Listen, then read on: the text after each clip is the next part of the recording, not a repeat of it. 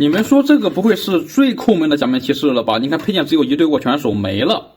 所以这么漂亮的透明纸以及这么帅气的造型，跌到100多也不是没有原因的。嗨，帅哥，给个3连呗！哎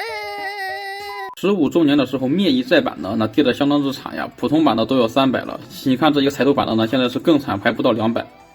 这一个彩透的灭呢，是来自于那一个一番赏里面的 Last 赏，我们可以看到说明书就直接印到后面了。它之所以这么便宜呢，就是因为你打开看一下里面都有什么东西呢？一对握拳手没了。一番赏的吸手套一个特点就是和真武调一样是白底的，而不是像普通的 HF 一样是透明的。所以你看到它的第一反应还以为这玩意儿它是配件太多了，多的第2层塞不下，所以说就把手型就塞到了第1层。实际上它哪有第2层呀？毕竟真武调就是这样的嘛，一般情况下是第1层只有主体，配件全都在第2层，除非是第2层塞是塞不下了。我不知道大家会怎么选。作为一个彩透的面呢，只要一张多特别的白菜，浑身透明纸真的是特别有感觉。而且这种透明纸会在不同的角度下呈现出不同的效果，真的是特别漂亮。但是呢，你只需要再加1张就可以把它改成浑身都是特别漂亮的金属纸，而且没有这么离谱的透色。关节也都是用的紫色的成型色，而不是像这个一样用的黑色的。而且还多了武器以及各种手型，还有一个地台，所以说还是很难取舍的。至于这个透明纸的话，能不能惊艳到我们呢？我们来仔细看一下。当然，手型的透明色质感我是十分不满意的，因为我们可以看到它因为太薄了嘛，所以说通透度实在是太高了，所以这种过于透明的质感配合假面骑士感觉是太违和了，所以我又把灭亡迅雷的10色手型给它装上了。也就是说，如果你买的是正常版的灭的话，它浑身的紫色的效果呢，就是和这个手型是差不多的。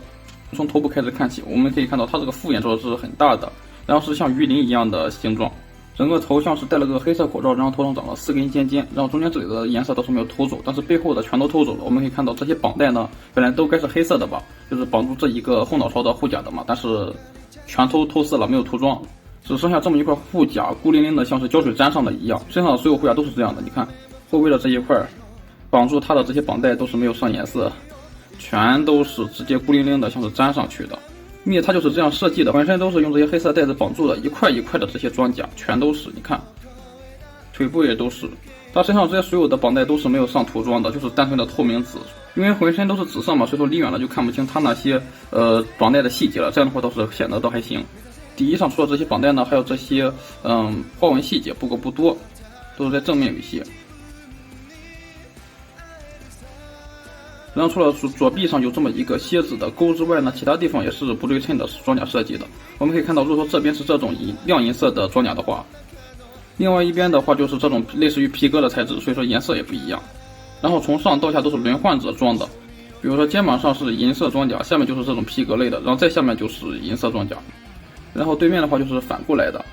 不过小臂呢是保持一致的，都是外面是银色装甲，里面是皮革。胯部的话都是银色的，然后大腿的话外侧也都是银色的，里侧呢是反过来的，然后膝盖也是反过来的，小腿的话还都是银色装甲。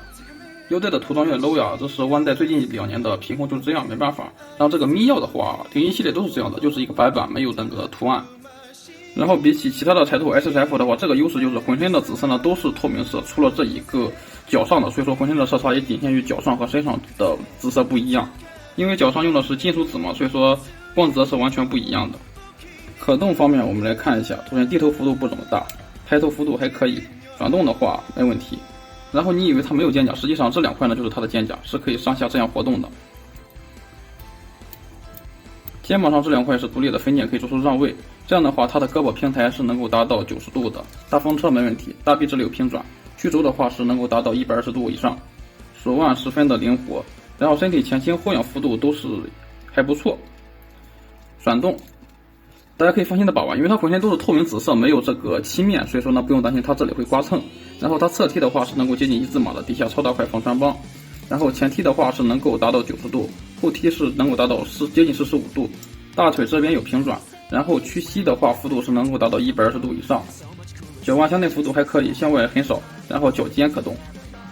一圈把玩下来呢，我的感觉是手感偏松，毕竟它浑身没有漆面嘛，所以说直接成颜色上去的话，就会导致它关节之间的咬合力更弱一些，因为没有这么的厚的话就会贴得更紧实一些，所以说磨得会更紧，这样的话手感会更好一些。然后一番赏系列它都是用的黑色关节嘛，所以说呢就会导致圣刃它那个是红白色的底衣，就会配上黑色关节特别的恶心。然后这个灭呢也是紫色的底衣，并不是黑色的。不过呢它并没有像圣刃一样全都是给成了黑色关节，它给了一半黑色。我们可以看到胳膊肘这里是一半黑色，手腕这里呢是完全黑色，然后底下防穿帮是正常透明紫，然后这个膝盖也是一半黑色一半紫色，然后脚腕呢也是纯黑色的。大家也可以理解，因为呢关节部全都用透明紫色可以理解，因为如果说全用透明紫的话，那它就是会导致那种材料并不会像这种黑色的是 POM 还是什么关节来着，反正就是那材料是特别结实的，可以放在关节上承受不断的把玩。如果全部都是用透明紫的话，特别容易断掉。但是这种材料又不是不能做成银色紫色，而并不非得用那个透明紫，就用实色的紫色也行啊，就像普通的灭一样。但它就是得用一个黑色的恶心，你就问你气不气吧。然后还好它紫色和黑色比较接近，所以说离远了看不怎么明显。除了主体之外，真的没什么可讲的，就像评测 SRF 巴尔坦一样，因为呢巴尔坦是没有任何配件的，它呢也就是多出来这么一堆握拳手而已，就不用看了。所以我们从亚克零里面掏出来了一把武器，这个是灭自带的武器，就说普通灭会带这么一个公文包弓。这个弓呢是有两个形态的，首先呢就是这样正常的握持发射的形态，然后呢把这个拔下来就能替换成蓄力发射的形态。亚克零里面有3把武器嘛，所以说还是非常值得买的。但是呢，就算你买了一个亚克零，也不能给这一个灭用武器，因为你的彩头灭是没有这个武器握持手的。我的这对武器握持手是从灭亡迅雷里面掏出来的，所以说呢，我是为了让它还原成普通灭的玩法的话，我是又买了2盒 SRF 混限定。总之，你更喜欢这个透明紫的效果的话，就买这一个彩头灭，但是你要忍受没有武器和武器握持手的麻烦。如果你想要灭对这个彩头紫不感兴趣的话，就喜欢这种实色的金属紫，毕竟浑身紫色还是挺带感的嘛，而且没有这么逆天的头色，而且关键的颜色也对，买那个普通灭也就行。虽然要贵上一张，不过还是好有武器嘛，就看大家自己喜欢哪个颜色了。